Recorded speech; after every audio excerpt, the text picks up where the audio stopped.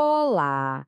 Hoje a gente vai desvendar um quebra-cabeça do mundo corporativo brasileiro, que tem um título que, olha, parece ficção científica. Quando o futuro muda o passado. Parece loucura, né? Mas é exatamente isso. É a história de como uma lei, que ainda nem está valendo direito, já está, na prática, destruindo o valor que foi criado anos atrás.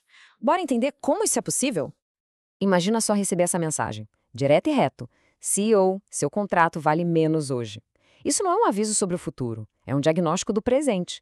É dizer que o valor simplesmente evaporou, de uma hora para outra. Essa frase transforma o que seria um assunto técnico, de conformidade fiscal, numa ameaça estratégica imediata, no agora. E aqui está a grande pergunta que a gente vai investigar. Como assim uma mudança na lei, que nem foi totalmente regulamentada ainda, já está desvalorizando contratos de estruturas de negócio que foram fechados há anos? A resposta, eu garanto, vai muito além do que a gente vê nas manchetes. Para a gente entender essa história, primeiro a gente precisa sacar onde é que mora o perigo de verdade na reforma tributária brasileira. E a resposta pode ser bem surpreendente. Sabe, enquanto a maior parte dos especialistas está lá quebrando a cabeça com os detalhes dos novos impostos, uma análise mais profunda revela uma coisa muito mais urgente. O perigo real não é o que vai acontecer, é o que já está acontecendo com os pilares dos negócios de hoje. Os contratos, os ativos, as estruturas das empresas. Ok, mas espera aí. Se o perigo é tão grande, tão imediato, por que tem tanto especialista que não está vendo isso? A resposta está no jeito como o próprio conhecimento é organizado. Agora, olha que interessante o contraste que a gente vê aqui. De um lado está a visão comum, aquela mais reativa, sabe? O pensamento de, vamos esperar as novas regras saírem para a gente se adaptar. Do outro lado, a visão crítica, que diz, gente, o valor dos nossos acordos atuais está em risco agora. É uma falha de percepção gigantesca do risco. E por que essa falha acontece? A resposta está nessa estrutura aqui, o famoso efeito silo. Pensa nos grandes escritórios e consultorias. Eles funcionam em caixinhas. O especialista em tributário só olha para o imposto, o de contratos para as cláusulas, o de societário para as holdings. Cada um enxerga só um pedacinho do todo. E aqui está o pulo do gato. O problema de verdade não está dentro de nenhuma dessas caixinhas. Ele é sistêmico.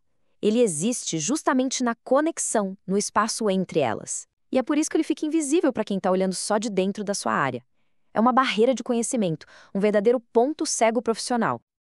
Então, para conseguir enxergar esse problema, é preciso um jeito novo de pensar. Uma metodologia que consiga quebrar essas paredes invisíveis que separam as áreas de conhecimento. E tem um caminho para isso. É um processo que parece simples, mas é muito poderoso. Primeiro, encontrar o tema de verdade por trás de todo o ruído. Depois, identificar qual é o conflito que ninguém está vendo. Aí vem a parte mais difícil. Questionar a própria estrutura que limita a nossa visão. E só então, com essa clareza toda, é que dá para destravar uma solução realmente nova. E como é que esse jeito de pensar resolve o nosso mistério lá do começo? Acontece que a chave não está no futuro, como todo mundo pensa, ela está no passado. Esse princípio jurídico antigo, com o nome em latim, Tempus Regit Actum, é a chave de tudo. A ideia é simples. A lei que vale é a lei da época em que algo aconteceu. Só que a análise crítica que a gente vai ver agora inverte essa lógica de um jeito simplesmente genial. E essa linha do tempo ilustra a grande sacada com perfeição. O problema não é o que a lei nova vai fazer. O problema é o que a revogação da lei antiga já fez. Aquele tempo, aquela regra do jogo que regia os atos do passado, os contratos, os créditos, as holdings, simplesmente deixou de existir.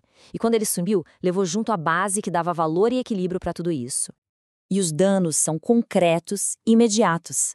Contratos de longo prazo que tinham preços baseados em impostos que não existem mais, perdem totalmente o equilíbrio. Ativos que valiam uma fortuna, como os créditos de ICMS, perdem drasticamente o valor. Estruturas de empresas inteiras, desenhadas para uma lógica antiga, de repente podem virar uma grande dor de cabeça. Olha só esse número, 240. Um ativo super importante para as empresas, os créditos de ICMS, não vai mais poder ser usado como antes. Em vez disso, o valor vai ser devolvido ao longo de 240 parcelas mensais. Isso são 20 anos. Imagina só, uma desvalorização brutal de um ativo que estava ali, no balanço da empresa. Mas beleza. Entender o problema dessa forma sistêmica não serve só para revelar o risco. Também aponta para uma solução muito mais poderosa e principalmente proativa. Essa tabela aqui amarra tudo. O quê? o colapso do valor de coisas feitas no passado, o porquê, a miopia causada por cada especialista olhar só para o seu quadrado, e a ação? Criar uma força-tarefa que junta essa galera toda para atacar o problema real. Não é só uma ideia, é um plano de ação concreto. A solução, então, é transformar o serviço oferecido. Em vez de só dar conselhos sobre a lei nova, a proposta é criar uma auditoria de transição estratégica. Basicamente, um time com gente de várias áreas que vai auditar e renegociar de forma proativa os contratos e as estruturas. O consultor deixa de ser alguém que reage aos problemas e vira um verdadeiro parceiro estratégico. E assim, a gente volta para a nossa frase do começo. Agora ela não é mais um mistério, né? Ela é a chave. É a mensagem que tira a discussão da área fiscal e leva direto para o Conselho de Administração. Ela mostra que a reforma tributária não é um probleminha de conformidade, é um risco fundamental para o negócio.